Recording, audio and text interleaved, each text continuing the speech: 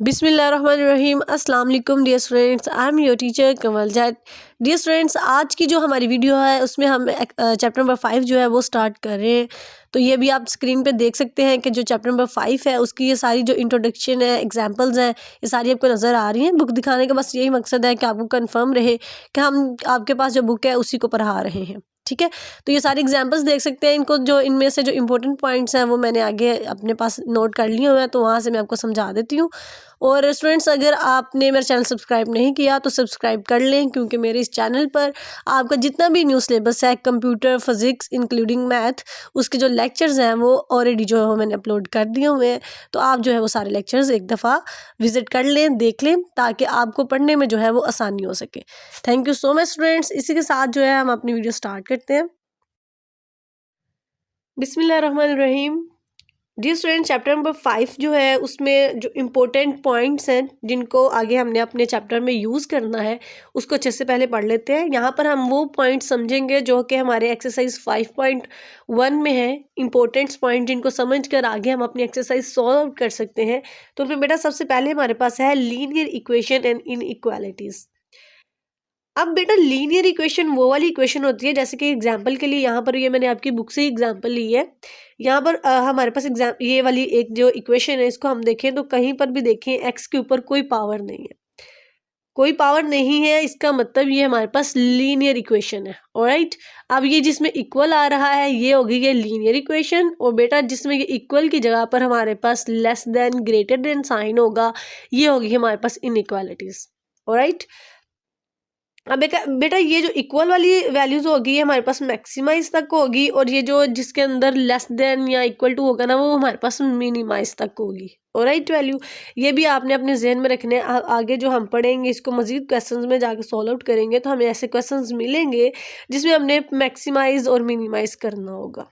अभी आपको ये समझना ज़रूरी है कि what is linear equation. Linear equation ऐसी इक्वेशन होती है बेटा जिसमें वैल्यूज़ के जो वेरिएबल्स हैं उनके ऊपर पावर नहीं होती। ऑलराइट, और इनइक्वालिटीज़ ऐसी इक्वेशंस होती हैं जिसमें इक्वल की जगह पे हमारे पास इस तरह से लेस देन और ग्रेटर देन का साइन जो है वो मार्क हुआ होता है। ऑलराइट, अब यहाँ पर बेटा अगर हम ये वाली एग्जांपल्स देखें तो यहाँ पर इस एग्जांपल में हम देख सकते हैं हमारे पास वैल्यू है ax plus B equal to 0, highest power of variable is 1। ठीक है, अब हमने बताना है अगर हम यहाँ से कोई एक पावर लें जिसकी जो वैल्यू है वो ज़्यादा से ज़्यादा जो पावर है ना हाईएस्ट जो होगी वो 1 होगी, बिकॉज ये इक्वल टू 0 है ना। इसको इजीली हम इस एग्जांपल के थ्रू समझते हैं जो आगे हमारे एग्जांपल में काम भी आएगी, सॉरी क्वेश्चंस में काम आएगी। यहाँ पर देखिए लिखा हुआ है ओनली वन सोल्यूशन। ठीक है, अगर कोई ऐसी इक्वेशन हो जिसका सिर्फ एक हमारे पास सोल्यूशन हो, जैसे कि सिर्फ x इक्वल टू 3 हमारे पास आ जाए, तो हमने इस तरह से एक नंबर लाइन बनानी है, और नंबर लाइन इजीली जो है वो आप इस अपने स्केल से बना सकते हैं। ये स्केल को ऐसे रखेंगे हम।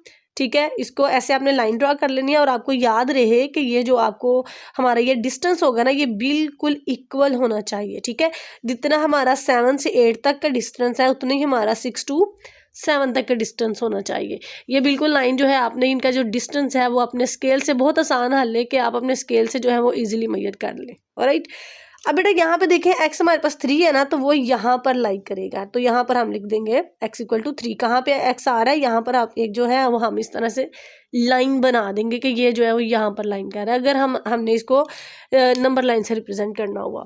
अब लीनियर इनइक्वालिटीज़ की ये वाली जो बातें हैं ये मैंने ऊपर ही आपको समझा दी इनका पॉइंट, कि ये जो साइन होता है ना हमारा बेटा ये होता है ग्रेटर देन का, और ये जो साइन होता है ये लेस देन का। इसका इजीली जो वे है इसको याद रखने का वो ये है कि आपका जो राइट हैंड है, राइट हैंड का अगर हम बनाएंगे तो ये हमारा इस तरह से बनेगा।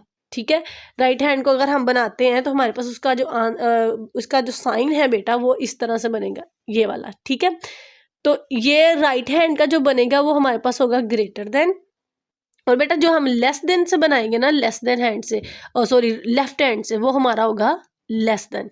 ठीक है ना, और अगर इन्हीं साइन के नीचे लाइन भी लगी आ जाए तो फिर उसको हम इस तरह से पढ़ेंगे कि ग्रेटर देन इक्वल टू, और अगर लेस देन वाले साइन के नीचे लाइन लगी आ जाएगी तो वो हमारा हो जाएगा less than and equal to, मतलब वो लेस भी हो सकती है वैल्यू और वो उसके इक्वल भी हो सकती है। ये भी आप लर्निंग के लिए थोड़ा बहुत पढ़ लें, आगे क्वेश्चन में इंशाल्लाह हम डिटेल से पढ़ते हैं। और एक हमारे पास बेटा ऐसी वैल्यूज होती हैं जिसका कोई सिंगल आंसर नहीं आता। अब यहाँ पे देखें, जब हमारे पास ये सोल्यूशन आया था x=3 था, हमने बिल्कुल 3 को कट किया, ऐसे उसके ऊपर लाइन बनाई तो उसको बता दिया कि वो यहाँ पर रिप्रेजेंट हो रहा है। और इसी के साथ अगर हम ये वाला अपनी वैल्यू देखेंगे तो ये कोई एग्जैक्ट नहीं बता रहा कि x जो है वो 3 की इक्वल है, या x जो है बेटा वो हमारा इसके 3 के इक्वल नहीं है, या लेकिन वो ये कह रहा है कि वो 3 के इक्वल भी हो सकता है और वो 3 से बड़ी वैल्यू भी हो सकती है। तो आपने अगेन उसी तरह से स्केल से नंबर लाइन ड्रा करनी है। अब बेटा यहाँ पे देखें 3 है ना, वो 3 की इक्वल है। अगर यहाँ पर हमारे पास इक्वल की लाइन लगी आएगी तो जो है वो हम कह सकते हैं उसको, फिर उसका ये जो साइन होगा वो हमने 3 से स्टार्ट करवाना है, और ऑनवर्ड जो है वो ये ग्रेटर देन का साइन था, इसका मतलब है कि x जो है वो 3 से बड़ी वैल्यू है। तो इसको जो है इसका ये जो एरो मार्क कर रहा है इसको हम आगे की तरफ मार्क कर देंगे। इसका मतलब है कि x जो है वो 3 से लेकर इनफिनाइट वैल्यू तक है, यानी कि इसके आगे जितनी भी वैल्यूज हैं जो कि कभी ख़त्म नहीं होती काउंटिंग, उसको हम फिर यहाँ पे इनफिनाइट के ये जो साइन है इससे रिप्रेजेंट कर देते हैं। होप सो कि आपको अच्छे से जो है वो सारे थॉट्स क्लियर हो गए।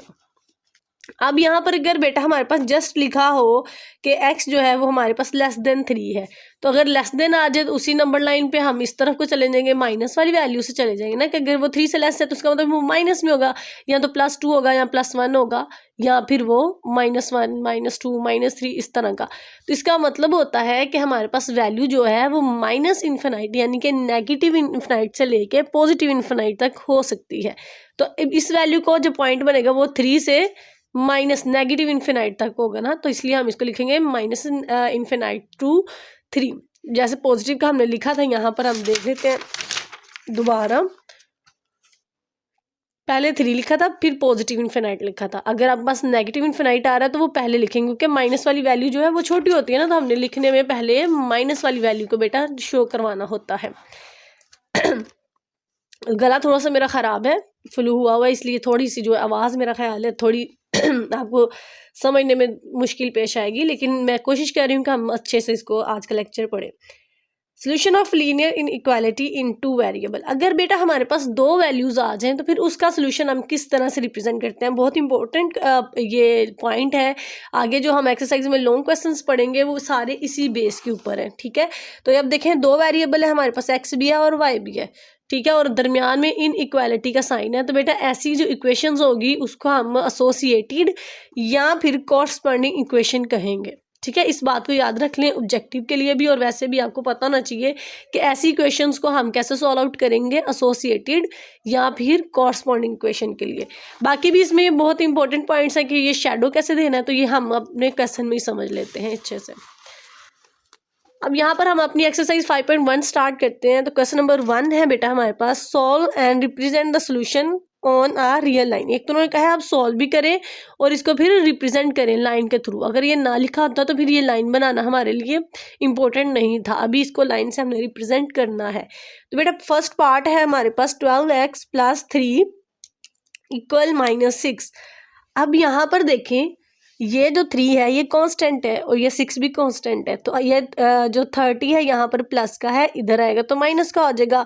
माइनस माइनस हमारे पास प्लस होता है, तो बेटा ये आंसर हमारे पास आ जाएगा -36। 6 और 30 -36।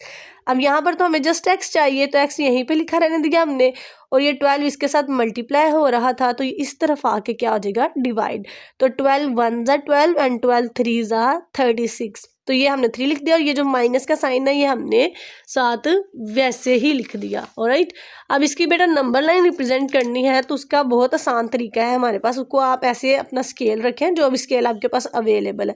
मेरे पास ये था तो मैंने इसी को यूज़ कर लिया फिर।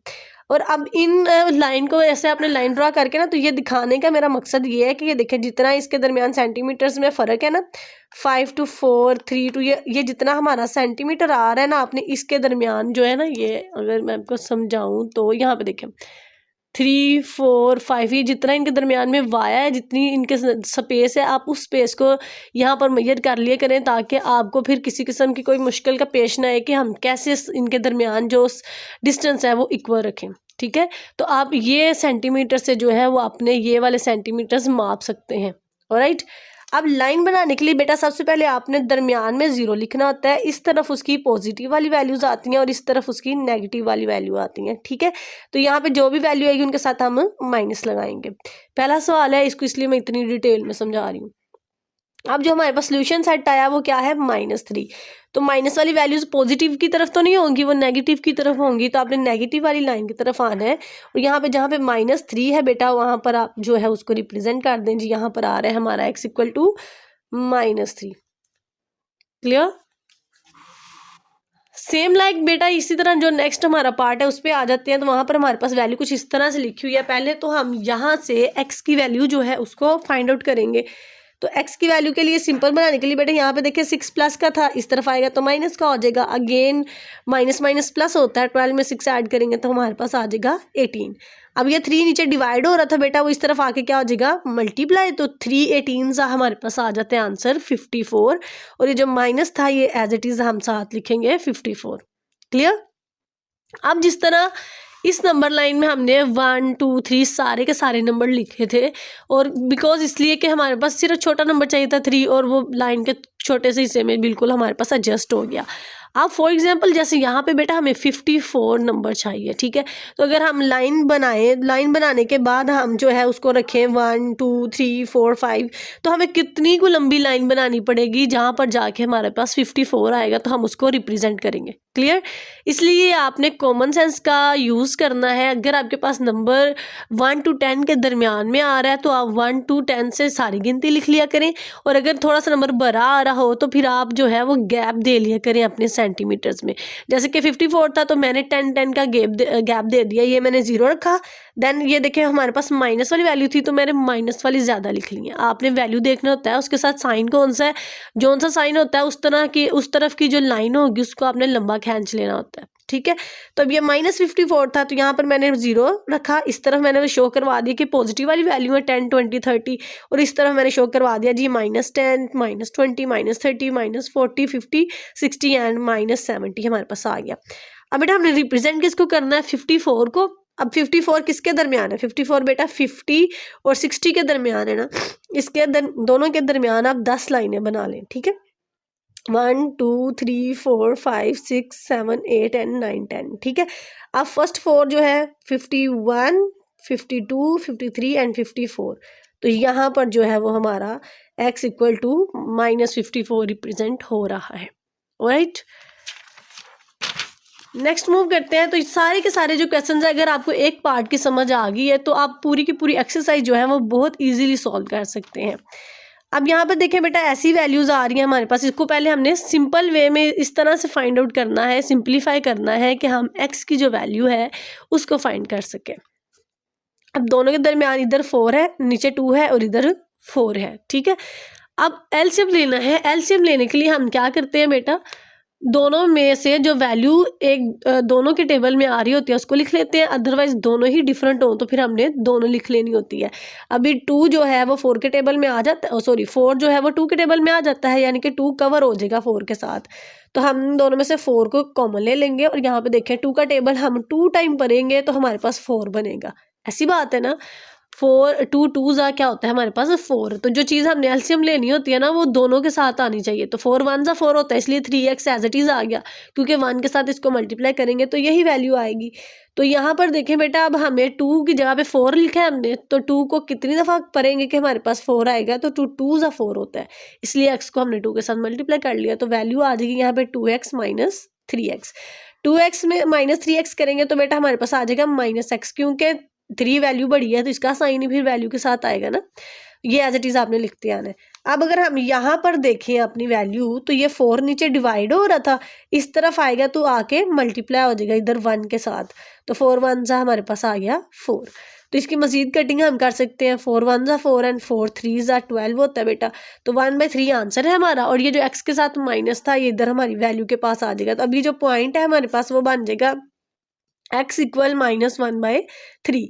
अब ये 3 जो नीचे होता है ना, अभी देखिए इसके साथ कोई वैल्यू नहीं लिखी हुई, अगर इसके साथ 1 लिखा होता तो उसका मतलब होता था हमने 1 वाले सेंटीमीटर में मूव करना है। अगर यहाँ पर 2 लिखा होता तो हम इसका मतलब होता था हमने ये 2 वाले वाई में जो है ये जो 2 वाला डिस्टेंस है इसमें इस मूव करना है। लेकिन अब इसके साथ कुछ भी नहीं लिखा हुआ तो आपने 0 से ही स्टार्ट करना है, और ये माइनस वाली वैल्यू है तो जाहिर सी बात है हम जो है वो लेफ्ट साइड की तरफ जाएंगे। तो इसका मतलब है कि आप 0 और 1 के दरमियान 3 बॉक्स बनाएंगे, 3 है ना, तो ये देखें 1 2 एंड 3। तो इसमें जो 1 है ना, फर्स्ट वाला जो होगा उसके ऊपर आप जो है ये x रिप्रेजेंट कर दें तो वो आ जाएगा जी x equal to -1/3। Clear.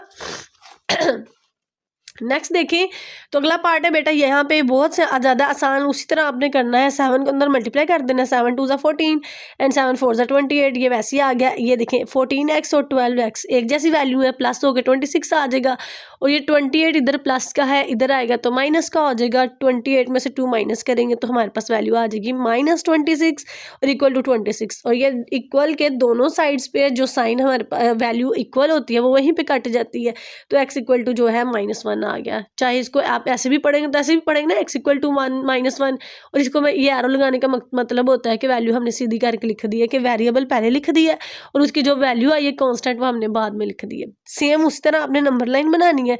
Number line क्या रिप्रेजेंट कर रहा है बेटा, नंबर लाइन पे हमारे पास जो नंबर है वो आ रहा है -1, तो -1 जो है वो इधर रिप्रेजेंट हो रहा है, x इक्वल टू -1। बेटा क्वेश्चन नंबर 1 का पार्ट नंबर 5 की जो वैल्यू है वो भी हमारे पास इस तरह फ्रैक्शन में है। सेम लाइक जो है हम इसका जो है वो एलसीएम लेंगे। अब देखें जैसे हमने ऊपर वाले क्वेश्चन में बात की थी 2 और 4 था, उन दोनों में से हमने 4 कॉमन ले लिया और दोनों टेबल कवर हो गए।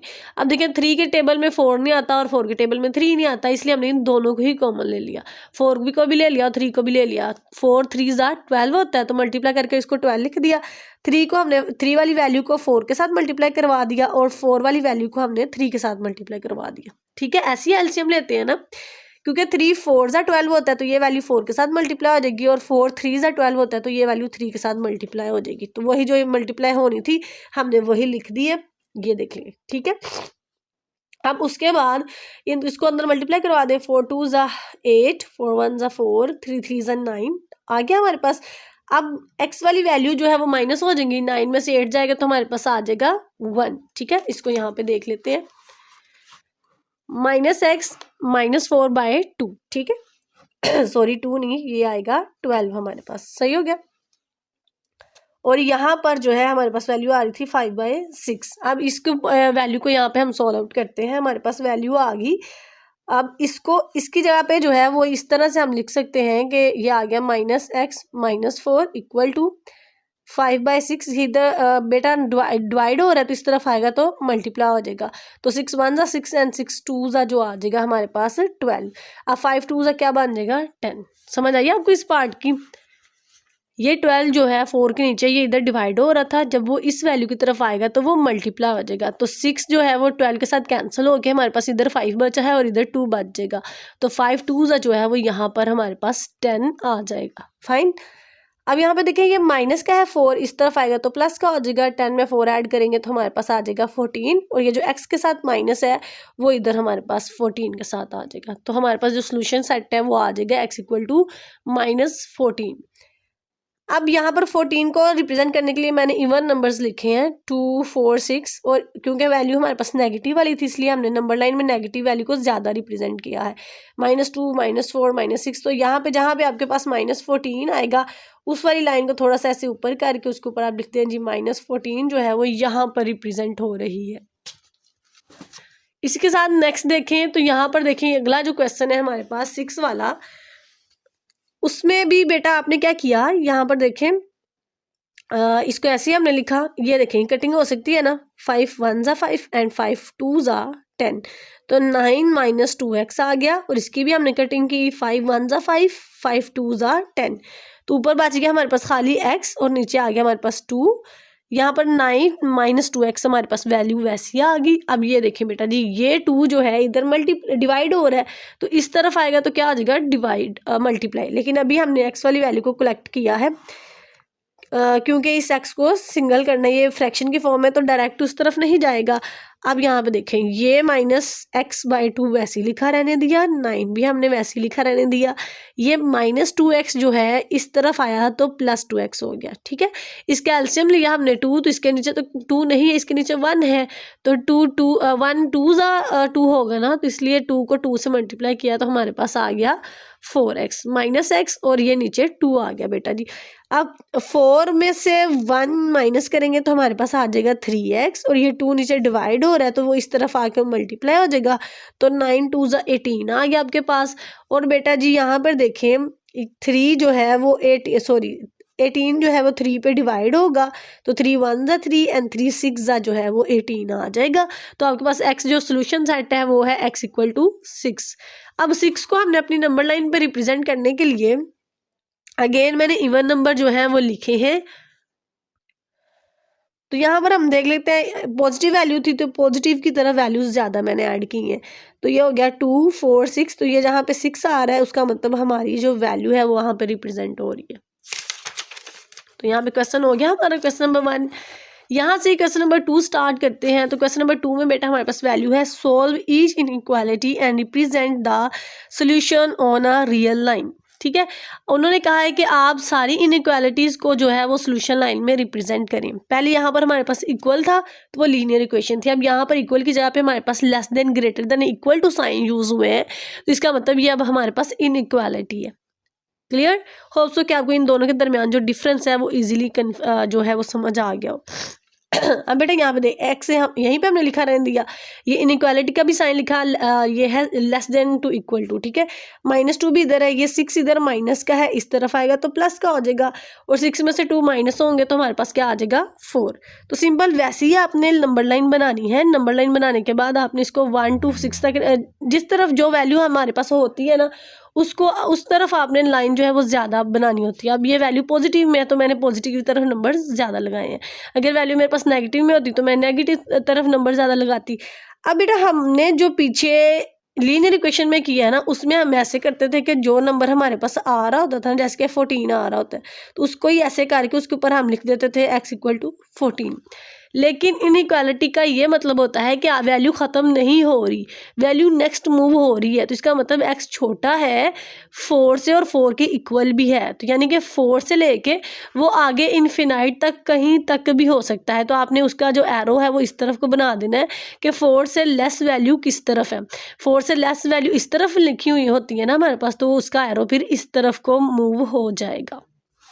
इसी तरह नेक्स्ट क्वेश्चन हमारे पास आ जाएगा, इसमें जो है यहाँ पे देखिए 16 माइनस का इधर आके प्लस का हो जाएगा, 16 में से 9 माइनस करेंगे तो हमारे पास 7 आ जाएगा, ठीक है। तो अब हमने x जो है वो लेस देन होना चाहिए, नोक जो है ना जिसकी तरफ ये नोक होती है बेटा उसका मतलब होता है लेस देन, ठीक है, यानी कि लेस वैल्यू, छोटी वैल्यू। और अगर ये जिसकी तरफ मुंह ये फेस इसका ओपन होता है ना उसका मतलब होता है ग्रेटर वैल्यू, ठीक है, ये भी बात आप याद रखें। अब इसका मतलब वैल्यू ग्रेटर लेस है, x जो है वो छोटा है 7 से, तो x जो छोटा होगा 7 से, यहाँ पे देखें अब वो 7 से छोटा है तो हम इसको बिल्कुल 7 के ऊपर से स्टार्ट नहीं करेंगे, क्योंकि अगर 7 के ऊपर से स्टार्ट तब करते ना जब इसके नीचे इक्वालिटी का भी साइन होता, लाइन भी लगी होती।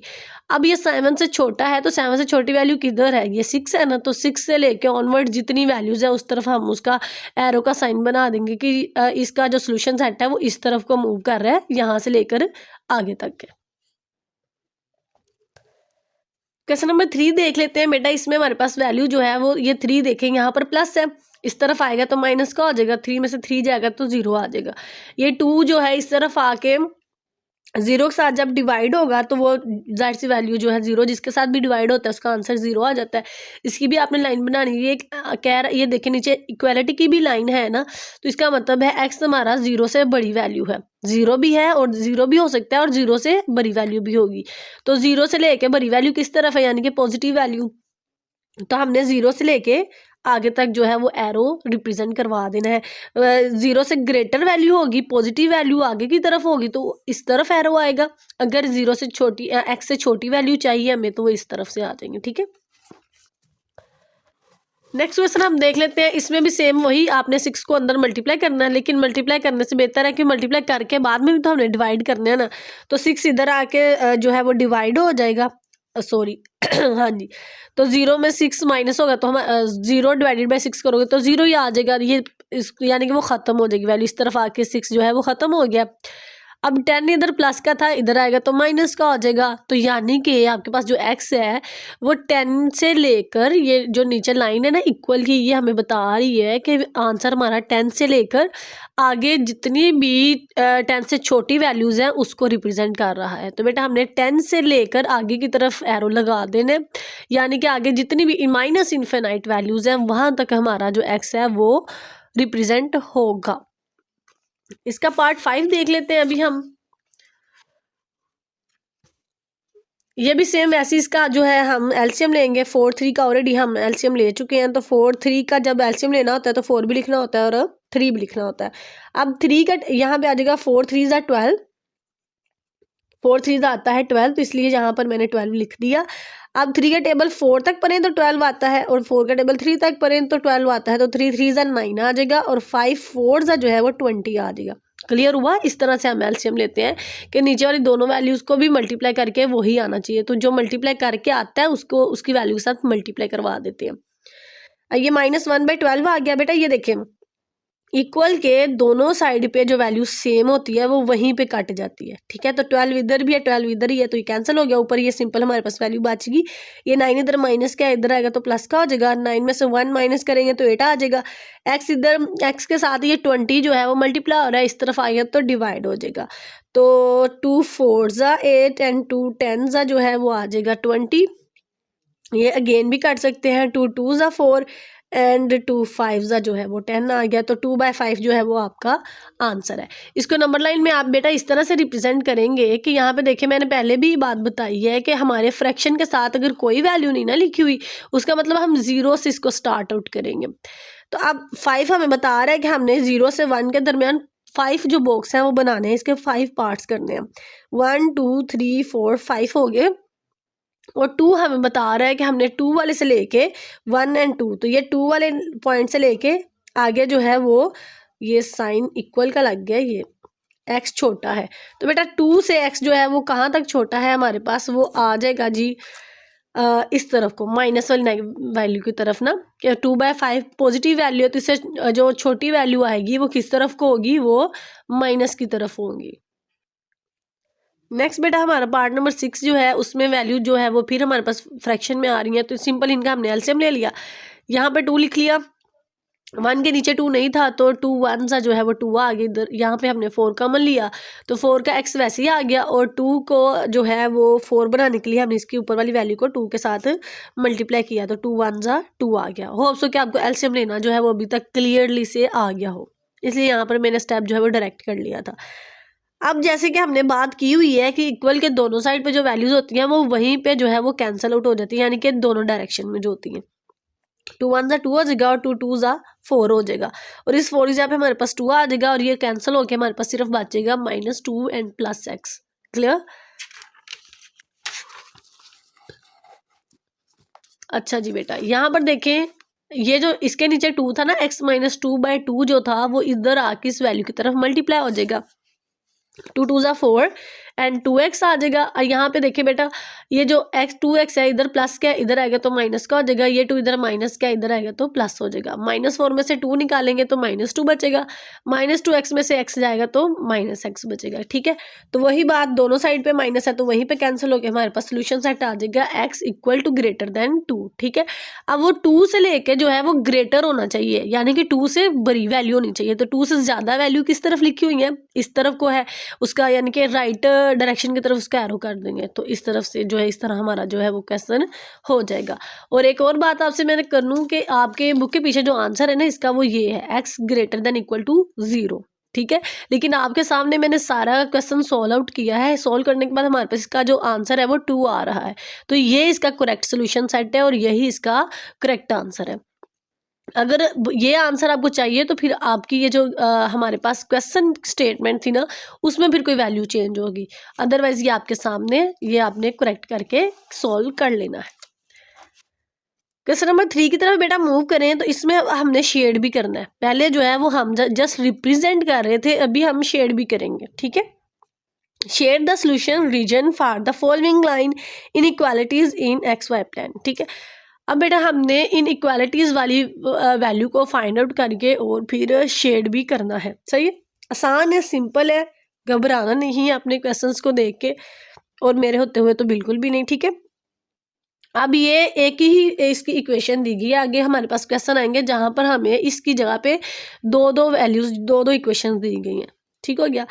अब बेटा इन वैल्यूज़ को जो है हमने पढ़ा था कि इनको इनइक्वालिटी को जब सॉल्व किया जाएगा तो इसको हम एसोसिएटेड भी कहेंगे और कॉरस्पॉन्डिंग इक्वेशन भी कहेंगे। ठीक है, वीडियो स्टार्ट करवाने से पहले जो बातें बताई जाती हैं, समझाई जाती हैं, उस पार्ट को आप स्किप ना किया करें, उसी को पढ़कर आगे हमें आइडिया हो जाता है, क्वेश्चन सॉल्व करने में हमें आसानी हो जाती है।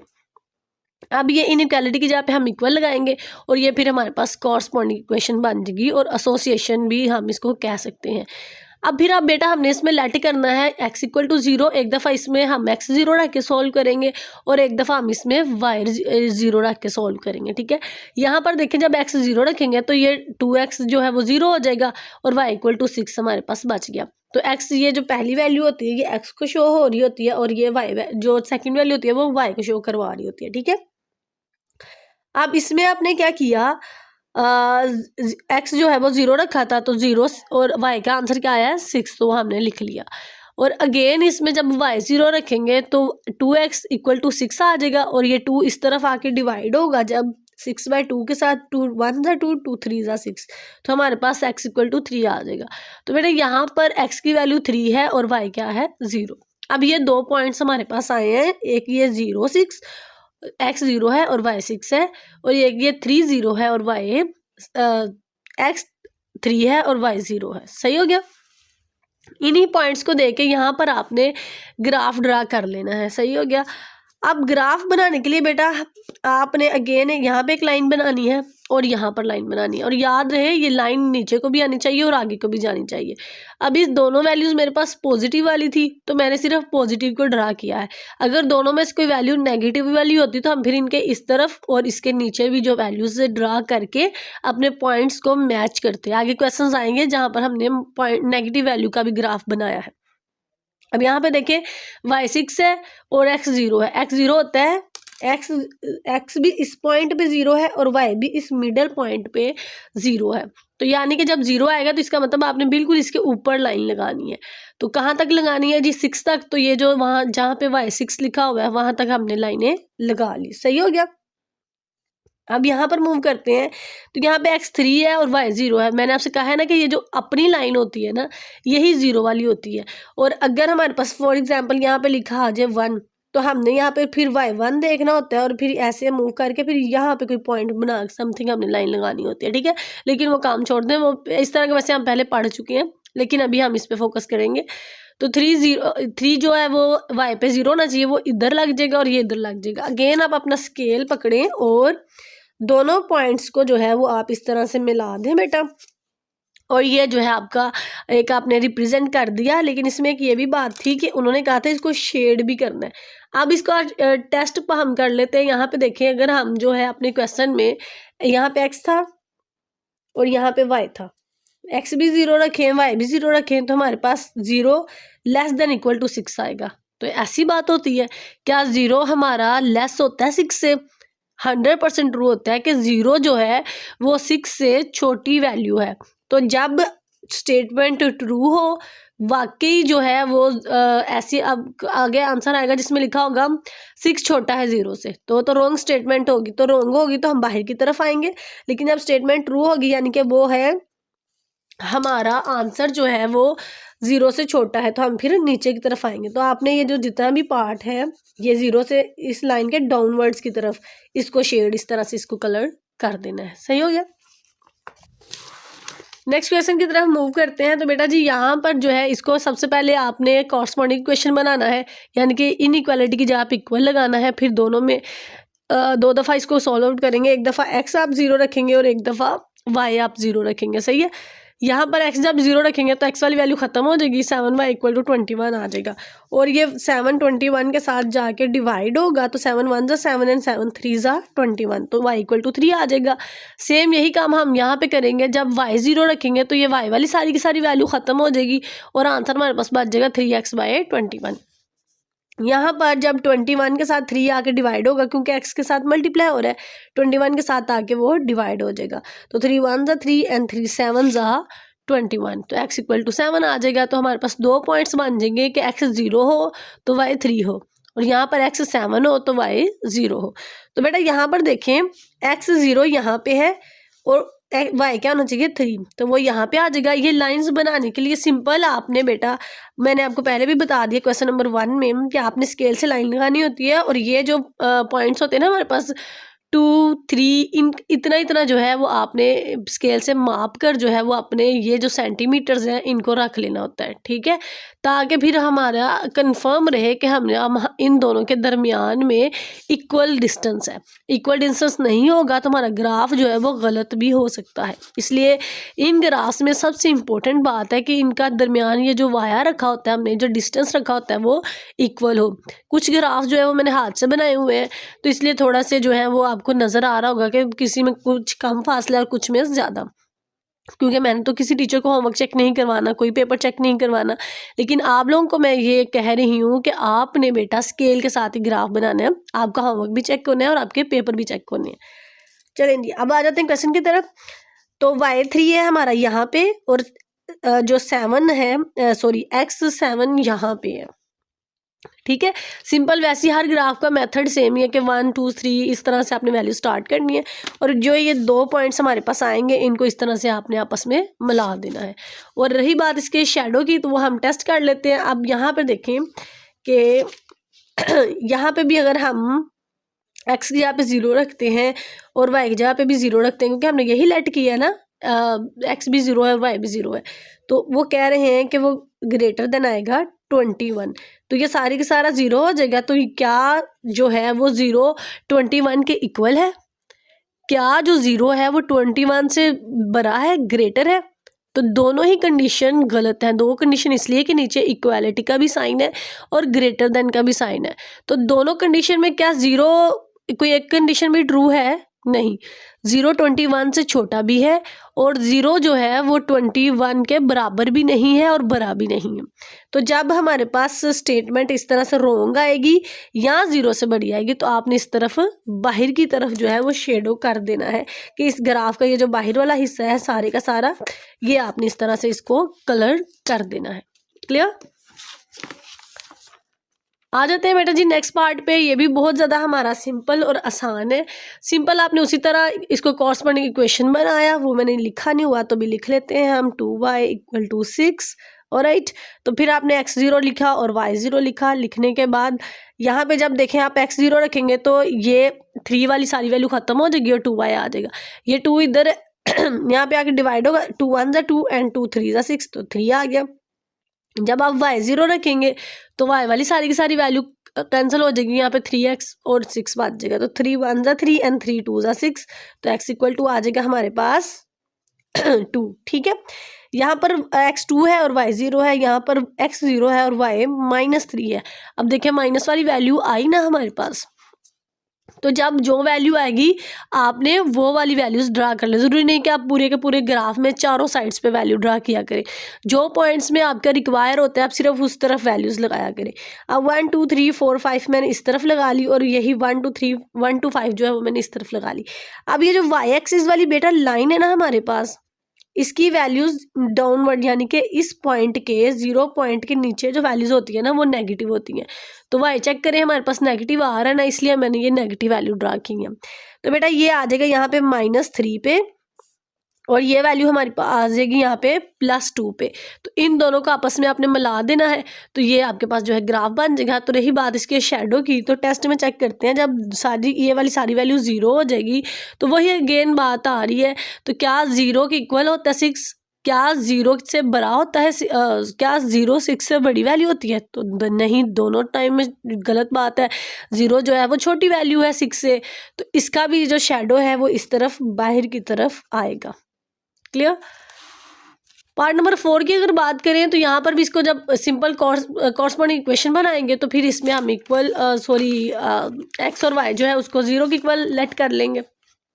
ठीक है बेटा, यहाँ पर देखिए x इक्वल टू 0 जब रखा तो ये x वाली जो वैल्यू है वो सारी की सारी कैंसिल होकर सिर्फ y वाली आ जाएगी, और यहाँ पर जब हम y इक्वल टू 0 रखेंगे तो ये y वाली खत्म हो जाएगी क्योंकि 0 हो जाएगी ना, 4 0 0 हो जाएगा, तो सिर्फ हमारे पास 5x बचेगा।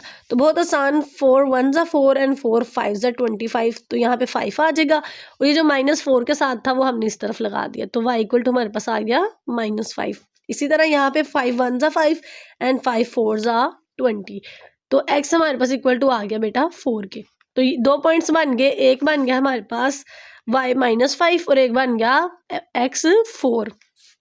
अगेन आपने माइनस वाली वैल्यूज पुट करनी है, ये है बेटा आपके पास y एक्सिस और ये है आपके पास x एक्सिस। ठीक है, तो यहाँ पर देखिए -5y यहाँ पे आ रहा था और +4 जो है पॉजिटिव वो यहाँ पे आ रहा था, तो इनको सिंपल जो है वो आप एक दूसरे के साथ मिला दें, स्केल के साथ बिल्कुल स्ट्रेट लाइन आपने ड्रा करनी है, तो ये इस तरह से ग्राफ बन जाएगा। अब इसको टेस्ट कर लेते हैं, तो इसका शेडो किस तरफ को होगा।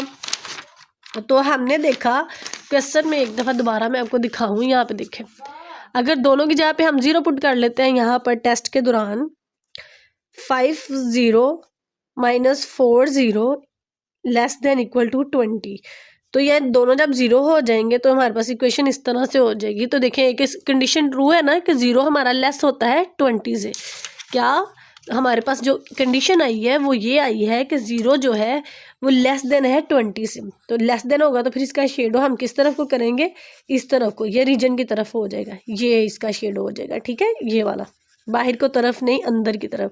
बाहर की तरफ कब होता है, जब हम इस तरफ को करते हैं।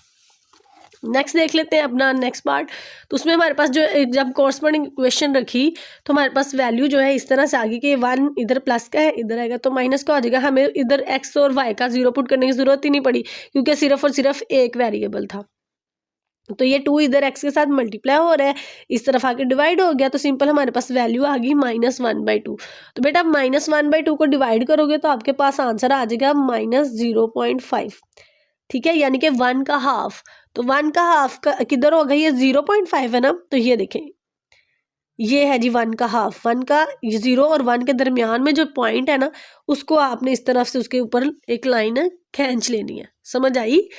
1/2 को जब आप डिवाइड करोगे तो आपके पास नंबर बनेगा 0.5, या आप 1/2 को भी इस तरह पढ़ सकते हो कि 1 का हाफ, तो 1 का हाफ क्या होगा, ये जो आपके पास पहला सेंटीमीटर होगा ना उसके दरमियान में पॉइंट लगा के आपने सीधी लाइन बनानी है और फिर देखना है कि उसका शेडो किस तरफ को होगा। तो शेडो में वो बात कर रहे हैं हमारे पास कि जो यहाँ पे देख लेते हैं, इसकी जगह पे अगर हम पुट करते हैं 0 7 + 1 भी है और 0 आ जाएगा बेटा, और 2 0 हो जाएगा और यहाँ पे 1 बच जाएगा। तो यहाँ पे देखिए 1 जो है वो हमारा ग्रेटर है 0 से, 100% ट्रू बात हुई कि 1 जो है वो बड़ी वैल्यू है 0 से। तो जब ट्रू आंसर आ जाए तो फिर इस तरफ हमने पॉजिटिव या रीजन की तरफ जाना होता है, तो रीजन हमारा इस तरफ को है। ठीक है, तो ये हमने कर दिया। अगला पार्ट देख लें, तो अगले पार्ट में हमारे पास वैल्यू है 3y-, इसमें भी सिंगल वैल्यू है। ठीक है, कॉरस्पॉन्डिंग इक्वेशन सी जो है उसको रिप्रेजेंट कर रहा है कॉरस्पॉन्डिंग इक्वेशन को। यहाँ पर भी हमारे पास सिंगल वेरिएबल है, तो हमने सिर्फ सिंपल इसको सॉल्व कर लिया। 4 इधर माइनस का, इधर आके प्लस का हो गया। y जो है वो इधर 3 के साथ मल्टीप्लाई हो रहा था, 3 जो है इधर आके डिवाइड हो जाएगा। तो इसको जब आप हम डिवाइड करेंगे ना इस तरह से, 3 1 3 ये आ जाएगा। ठीक है, तो ये 1 1/3। अब ये 1 हमें बता रहा है कि हमने 1 वाला जो पार्ट है ना, 1 से आगे वाला जो पार्ट है उसमें अपनी नंबर लाइंस इस तरह से बनानी है। और ये 3 हमें बता रहा है कि हमने अंदर 3 पार्ट्स बनाने हैं, 1 2 3। और ये 1 हमें बताता है कि पहली जो लाइन होगी, पहला जो पार्ट है उसके ऊपर हमने एक लाइन ड्रा कर लेनी है। सही, यहाँ पे देखें इसका ये टेस्ट किया हुआ है मैंने। अब टेस्ट की वाली वैल्यू बता रही है कि -4 लेस देन इक्वल टू 0, तो क्या ये बात सही है? -4 जो है वो 0 से वैल्यू छोटी होती है, तो बिल्कुल बेटा -4 वाली जो वैल्यू है हमारी वो 0 से छोटी होती है। तो इसकी जो हमारा शेडो पार्ट होगा वो यहाँ पे आ जाएगा, इसकी जो कलरिंग होगी वो डाउनवर्ड्स की तरफ होगी। यहाँ तक ऐसे वाली, ठीक है, ये पार्ट इसका कलर हो जाएगा। मेरा नेक्स्ट क्वेश्चन है हमारे पास 4, उसमें लिखा हुआ है indicate the solution region of the following linear inequality by shading. Same ऐसे ही हमने करने हैं जैसे अभी भी हमने क्वेश्चन नंबर 3 किया है, बट इसमें अब थोड़ा सा डिफरेंस ये हुआ है कि हमने क्वेश्चन नंबर 3 में जस्ट एक इक्वेशन रखी थी, लेकिन अब हमारे पास 2 इक्वेशंस हो जाएंगी, ठीक है। तो करना सेम वैसे ही है, सेम वही मेथड। सबसे पहले हम कॉरस्पॉन्डिंग इक्वेशन में करेंगे, तो कॉरस्पॉन्डिंग इक्वेशन में जब करेंगे तो ये इनइक्वालिटी के साइन की जगह पे हम इक्वल लगा देंगे, फिर दोनों इक्वेशंस में एक दफ़ा x 0 पुट करेंगे और एक दफ़ा y 0 पुट करेंगे, ठीक है। तो जब यहाँ पर देखें ये वाली इक्वेशन में हमने 0 पुट किया x, ठीक है, x इक्वल टू 0 किया तो ये ख़त्म हो जाएगी और पीछे हमारे पास रह जाएगा -3y इक्वल टू 6 इस तरह से। तो 3 1 ज़ा 3, 3 2 ज़ा 6 आ जाएगा, तो ये माइनस जो है वो फिर कांस्टेंट वाली वैल्यू के साथ आ जाएगा। तो y जो है वो -2 है जब x हमारे पास 0 है, x 0 होगा तो y क्या आएगा -2 इस इक्वेशन का, ठीक है, इक्वेशन नंबर 1 का। और उसी तरह से जब हम y इक्वल टू 0 रखेंगे इसमें तो ये y वाली सारी वैल्यू ख़त्म हो जाएगी और 2x इक्वल टू 6 हमारे पास आ जाएगा। तो 2 1 ज़ा 2, 2 3 ज़ा 6, तो x इक्वल टू हमारे पास 3 आ गया। तो इसका मतलब है कि x 3 होगा तो y हमारे पास 0 होगा। ये पहली क्वेश्चन को इस तरह से, ये जैसे हमने क्वेश्चन नंबर 3 सॉल्व किया वैसे ही आपने सेम टू सेम करना है। सेम लाइक बेटा इधर भी आपने पहले एक दफ़ा x 0 रखना है, फिर आपने y 0 रखना है। जब आप x 0 रखोगे तो ये y वाली x वाली वैल्यू ख़त्म हो जाएगी, क्योंकि x को हमने 0 रखा है, 2 0 ज़ा 0 हो जाएगा। तो सिंपल हमारे पास वैल्यू बच जाएगी 3y इक्वल टू 12। अब ये देखें 3 1 ज़ा 3, 3 4 ज़ा 12, तो y इक्वल टू 4 आ जाएगा। तो यानी कि x 0 होगा तो y 4 होगा हमारे पास। और यही अगर हम काम यहाँ पर करें, जब y 0 रखेंगे तो ये ख़त्म हो जाएगी, तो 2x इक्वल टू 12 हमारे पास ये देखें आंसर आ जाएगा। तो 2 जो है 2 1 ज़ा 2 एंड 2 6 ज़ा 12, तो x इक्वल टू 6 आ जाएगा। इसका मतलब जब y 0 होगा तो x हमारे पास 6 आएगा। सेम वही देखें काम किया जो हमने क्वेश्चन नंबर 3 में किया था, बस अब जो है पहले 2 पॉइंट्स आते थे और अब 4 पॉइंट्स आ गए, ठीक है, 1 2 3 4। अब पहला पॉइंट जो है पहली इक्वेशन का वो है x 0 है और y -2 है। तो ये जो सीधी लाइन है ये यहाँ पे हमने y ये -2 है ना, ये यहाँ पे आपने इस तरह एक सर्कल बना के थोड़ा सा पॉइंट जो है वो हाईलाइट कर लेना है। फिर हमारे पास आ रहा है 3 0, यानी कि x जो है ये पहला नंबर जो होता है वो x का होता है, दूसरा नंबर y का होता है। तो हमारे पास x क्या है +3, तो +3 वाली ये वैल्यू है, तो इसको थोड़ा सा ऐसे हाईलाइट कर लें तो ये एक पॉइंट बन जाएगा। तो इसको इस तरह से आपने बेटा दोनों पॉइंट्स को एक दूसरे के साथ मिला लेना है और इस लाइन के साथ आपने लिख देना है इक्वेशन 1, ताकि आपको पता चले इक्वेशन 1 से ये लाइन हमारी बनी है, ठीक है।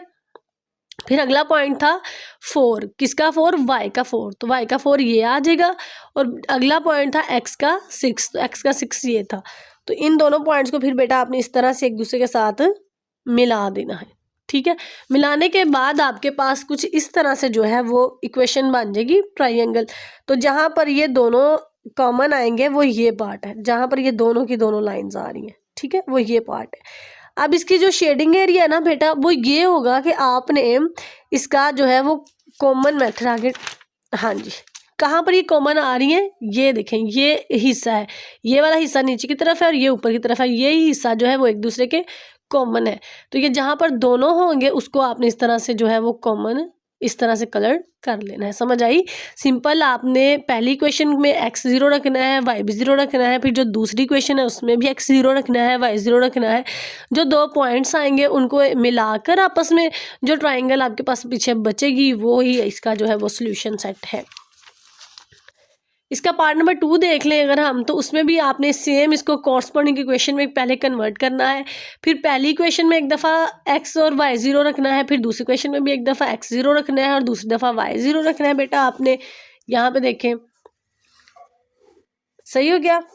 ये लेंगे, जब हम यहाँ पे x 0 रखेंगे तो y इक्वल टू 5 आ जाएगा, क्योंकि x खत्म हो गया, पीछे y इक्वल टू 5 बचा हमारे पास, ये देखें। और जब हम y 0 रखेंगे तो y खत्म हो गया और x इक्वल टू 5 आ गया, यानी कि x भी 5 होगा और y भी 5 होगा। उसी तरह नीचे वाली इक्वेशन में जब हमने x 0 रखा तो ये देखिए x खत्म हो गया, तो पीछे हमारे पास -y इक्वल टू 1 बचा, तो वो माइनस जो है 1 के साथ आ गया, तो हमारे पास वैल्यू आ गई -1। उसी तरह जब हम y 0 रखेंगे तो x इक्वल टू 1 देखेंगे हमारे पास बच रहा है, ये x बच रहा है और ये y बच रहा है, तो x 1 हो जाएगा और ये 0 हो जाएगा, ठीक है। ये 4 पॉइंट्स हमारे पास आ गए, 1 2 3 4। अब सबसे पहले पहली इक्वेशन का हम डालेंगे, तो पहली इक्वेशन में यहाँ पे देखें y क्या है 5, सेकंड वैल्यू y की रिप्रेजेंट करती है ना, तो ये y एक्सिस वाली लाइन है, तो y एक्सिस वाली लाइन में बेटा आपने जो है वो जहाँ पे 5 पॉइंट आ रहा है ना आपका, उसको आपने हाईलाइट कर लेना है, ठीक है। और x भी क्या है आपके पास 5, तो 5 यहाँ पे आ रहा है, और इन दोनों को स्केल के साथ आप मिला दें, तो इसके साथ लिख दें ये लाइन 1 है या इक्वेशन 1 है, ठीक है। जो इक्वेशन 2 की 2 पॉइंट्स है वो है 0 to -1, यानी कि ये बिल्कुल इस लाइन के ऊपर, 0 का मतलब होता है ये जो ग्राफ वाली लाइन है ना बिल्कुल इसके ऊपर पॉइंट बनाए, तो वो है -1, तो बेटा -1 ये है, पहला ही नंबर 1 है। और y जो है वो भी आपके पास, सॉरी x जो है वो भी 1 हो, पहला नंबर x का होता है, ये देखें x इक्वल टू 1 है, तो x1 जो है वो इधर है, तो इस लाइन को भी इस तरह आप एक दूसरे के साथ मिला दें, तो ये हो जाएगा हमारे पास लाइन 2। अब इसका जो टेस्ट है ना वो यहाँ पे देखें, हम देख लेते हैं, यहीं पे मैं आपको सोल्व बता देती हूँ। अब ये देखें, अगर हम x, ये सारी वैल्यू 0 हो जाएगी, x प्लस वाई जो है इसके दोनों की जगह पे हमने 0 लेट किया है ना, तो 0 जो है क्या वो 5 से बड़ा होगा, इसका ग्रेटर देन की यही मतलब है ना कि 0 हमारे पास 5 से ज़्यादा हो, तो ऐसा हो सकता है, नहीं हो सकता। तो इसका मतलब इक्वेशन 1 का जो शेडो पार्ट है बेटा वो इस तरह ऊपर को जाएगा, अगर 0 होता तो फिर हम नीचे को लाते, लेकिन इक्वेशन अब गलत आ रही है, इक्वेशन तो हमारे पास 0 तो कभी भी 5 से बड़ा नहीं आएगा। और उसी तरह जब हम इन दोनों वैल्यूज़ को 0 करेंगे, तो क्या 0 जो है यहाँ पे देखेंगे तो ट्रू आ रहा है ना हमारा, कि 0 जो है वो 1 के इक्वल तो नहीं होता, लेकिन 0 से 1 जो है 1 उससे बड़ा होता है, इसका ये मतलब आएगा ना कि इन दोनों जगह पे 0 हो जाएगा, तो 0 जो है वो हमारा 1 से बड़ी वैल्यू है, सही है। तो इसका जो है शेडो वो हम इस तरफ को कर देंगे, ये जो एरिया है ना ये सारे का सारा, ये सारा हम इसको कलर कर देंगे इस तरफ ऊपर को, कि आपने ऐसे स्केच पेंसिल लेनी है, और जहाँ पर ये दोनों इस तरह मिल रहे हैं ये सारा एरिया जो है आपने इस तरह से कलर आउट कर देना है, सही है। तो ये हमारा क्वेश्चन 2 भी हो गया। नेक्स्ट मूव करते हैं क्वेश्चन 3 पे, पार्ट 3 पे। तो सिंपल आपने इसकी कॉरस्पॉन्डिंग इक्वेशन बनानी है, इक्वेशन बनाने के बाद आपने पहली इक्वेशन में पहले 0 और x0 y0 पुट करना है बेटा, फिर आपने इक्वेशन 2 में भी x0 y0 पुट करना है, देखिए आपके सामने है सारा मेथड। जब हम x0 रखेंगे तो हमारे पास y आ जाएगा y इक्वल टू 3, क्योंकि 7 1 7 एंड 7 3 आ जाएगा 21, सही है। तो y इक्वल टू 3, और जब हम y0 रखेंगे तो हमारे पास आ जाएगा x इक्वल टू 7, कैसे 3 1 3 एंड 3 7 21। तो ये 2 पॉइंट आ गए हमारे, y आ गया 3 और x आ गया 7। इसको अभी से कर लेते हैं, y3 इधर है बेटा हमारे पास, और ये आ गया जी x7 इधर है हमारे पास। इस लाइन को आपस में इस तरह से आपने मिला लेना है। मिलाने के बाद अगली इक्वेशन पे आते हैं, उधर आपने x minus y equal to 2, जब x0 रखेंगे तो माइनस वाई इक्वल टू 2, तो माइनस जो है वो इस तरफ आके प्लस माइनस 2 का माइनस हो जाएगा। और जब बेटा आप यहाँ पे y0 रखेंगे तो आपके पास x इक्वल टू 2 आ जाएगा, यानी कि x पॉजिटिव वाला 2 और y माइनस वाला 2। तो माइनस वाला 2 तो फिर इसके ग्राफ के नीचे की तरफ आएगा, तो ये वाला 2 और ये वाला 2 इनको आपस में आपने ऐसे सीधी लाइन से खींच लेना है। और अब इसकी रही बात शेडिंग पॉइंट की, तो शेडिंग में यहाँ पे देखें ये 0 0 जब हो जाएगा तो क्या 0 जो है हमारे पास वही बात 21 से बड़ा होता है, नहीं। तो यहाँ पे जब 0 आ जाएगा हमारे पास, तो क्या 0 जो है जाहिर सी बात है वो हमारा 2 से छोटा ही होगा, तो ये कंडीशन ट्रू आ गई। तो सेम वही हिसाब हुआ है हमारा पहले क्वेश्चन, ये सेकेंड लास्ट क्वेश्चन वाला। तो इसका भी जो शेडिंग पॉइंट है ना बेटा वो आपने इस तरह ऊपर की तरफ कर देना है, क्योंकि इक्वेशन जो है वो बिल्कुल दोनों सिमिलर नहीं कर रही, पहली इक्वेशन हमारे पास रोंग आ रही है। तो इसका जो शेडिंग पॉइंट है वो आपने इस तरह से ऊपर की तरफ कर देना है, क्योंकि कॉमन एरिया हमारा यही है। होप सो कि आपको अच्छे से समझ आ गई हो। जी बेटा, यहाँ पे हम अपना पार्ट नंबर 4 देख लेते हैं। तो यहाँ पर पहले ये जो दो इक्वेशन दी गई हैं इसको हमने कॉरस्पॉन्डिंग इक्वेशन में कन्वर्ट करना है, और जब कन्वर्ट करेंगे तो इनइक्वालिटी की जगह पे हमारे पास प्लस इक्वल आ जाएगा।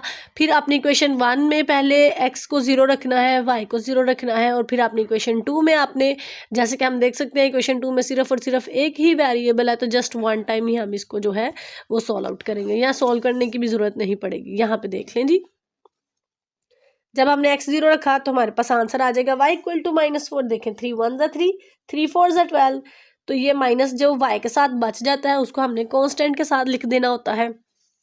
और सेम जब हम y 0 रखेंगे तो हमारे पास बचेगा 4x इक्वल 12।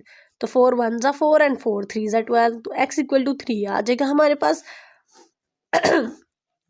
और यही काम अगर हम यहाँ पे करने की जरूरत ही नहीं है, ऑलरेडी उन्होंने इक्वेशन बना दी हुई है x इक्वल टू -3/2। सही है, तो वो हमारे पास आ गया। बस इसका मजीद करना चाहे तो आप इस तरह से डिवाइड कर सकते हैं। 2 1 ज़ा 2, 1 बच गया। तो ये जो आंसर है उसको यहाँ पे लिख दिया, और ये जो बचा है इसको ऊपर और डिवाइड इससे किया है 2। इसका इस तरह से हम बना लें ताकि आगे ग्राफ बनाने में हमारे पास आसानी आ जाए। अब यहाँ पर देखें तो एक पॉइंट आया है y जो है वो -4 होना चाहिए, तो -4 y नीचे की जानब होगा, तो ये जी आ गया हमारे पास -4। और x जो है वो हमारे पास 3 होना चाहिए, तो x 3 है इधर। तो ये इक्वेशन 1 को बेटा इस तरह से आपने एक दूसरे के साथ मिला देना है। मिलाने के बाद इसका ये जो पॉइंट है ना x, इसका आ रहा है जी -1 होना चाहिए, तो -1 है ये। फिर ये 2 हमें बता रहा है कि उसके दरमियान 2 पार्ट्स होने चाहिए, 1 एंड 2। तो इसके बेटा हमने 2 पार्ट्स बना लिए, क्योंकि ये नीचे 2 था ना, तो जो नीचे होता है उसके मुताबिक हमने इसके पार्ट्स बनाने होते हैं। और जो ऊपर आ रहा होता है ना ये 1, ये हमें बता रहा होता है कि हमने इसकी ये पहले पार्ट के ऊपर ही इस तरह से लाइन पॉइंट बना लेना है। तो ये इस पॉइंट को सीधी हम लाइन बना लेंगे जहाँ तक ये टच ना हो जाए। टच होगी तो ये जो फिगर आएगा इनके दरमियान वाला जहाँ पर ये कॉमन आ रहे हैं, इसको बेटा आपने सिंपल जो है वो शेड कर देना है। ठीक है, ये जो है हमारे पास इसकी शेडिंग पॉइंट आ गई।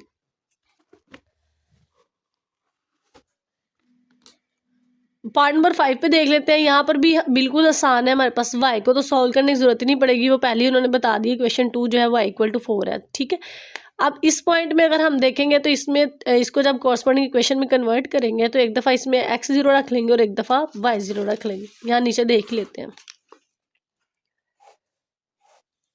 ठीक हो गया, ये वाली क्वेश्चन वैसे ही हमारे पास आ गई कि x 0 होगा और y हमारे पास 4 होगा। इसमें जब हम x 0 रखेंगे तो y हमारे पास आ जाएगा 3। सेम वही है, इसमें मेथड अप्लाई करेंगे। 7 1 ज़ा 7 एंड 7 3 ज़ा 21। सेम ये भी बेटा 3 1 ज़ा 3 एंड 3 7 ज़ा 21।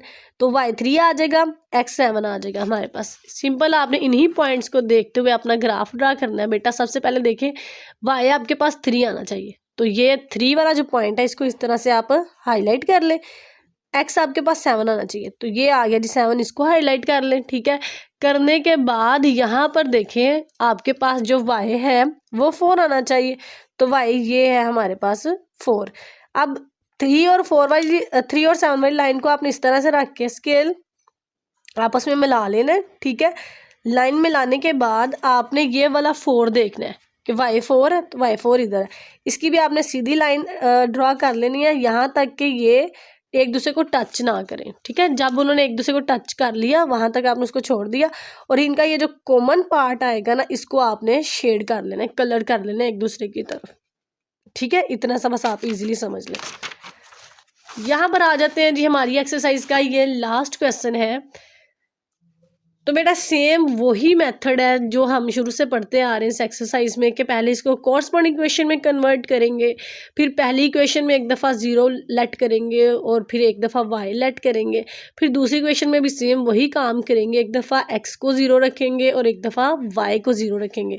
ठीक है, ताकि हम जो है अपने पॉइंट्स निकाल सकें। और यहाँ पर देखिए जब हमने x को 0 रखा तो हमारे पास आंसर आ गया 0 एंड y इक्वल टू 5, यानी कि y 5। और जब हमने y को 0 रखा तो हमारे पास आंसर आ गया x इक्वल टू 7। बहुत आसान है। यहाँ पे देखें 7 1 7 एंड 7 5 ज़ा 35, 5 1 ज़ा 5 एंड 5 7 ज़ा 35। और ये 35 और 7 कहाँ से आया है? हमारे इस इक्वेशन से। जब हमने x0 रखा तो ये ख़त्म हो गया, हमारे पास सिंपल बच गया 7y एंड 35। तो यहाँ पे देखिए वही लिखा हुआ है 7y एंड 35। और ये 5x 35 हमारे पास यहाँ से आया कि जब हमने y को 0 रखा तो ये ख़त्म हो गया, पीछे हमारे पास बच गया 35 एंड 5। ये हमने ऐसे लिख लिया, ठीक है। तो इसको 2 पार्ट्स में कन्वर्ट आउट कर लिया। तो यहाँ पे देखें बेटा, सेम वही काम यहाँ पे किया, तो यहाँ पे हमारे पास आ गया -1 और यहाँ पे आ गया 2।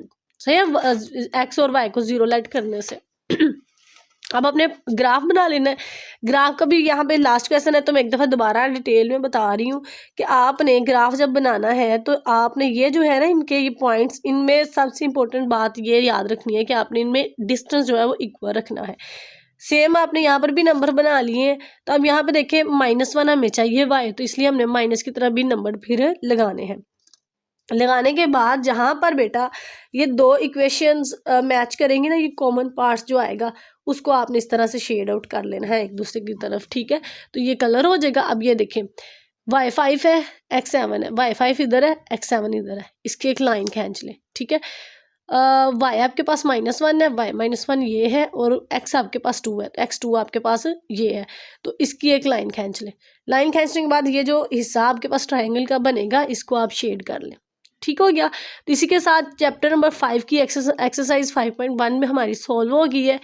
आवाज़ थोड़ी सी ख़राब थी, गला ख़राब होने की वजह से तबीयत डाउन थी, तो उम्मीद है फिर भी मैंने जो है वो अपनी पूरी कोशिश से आपको अच्छे से समझा दिया हो।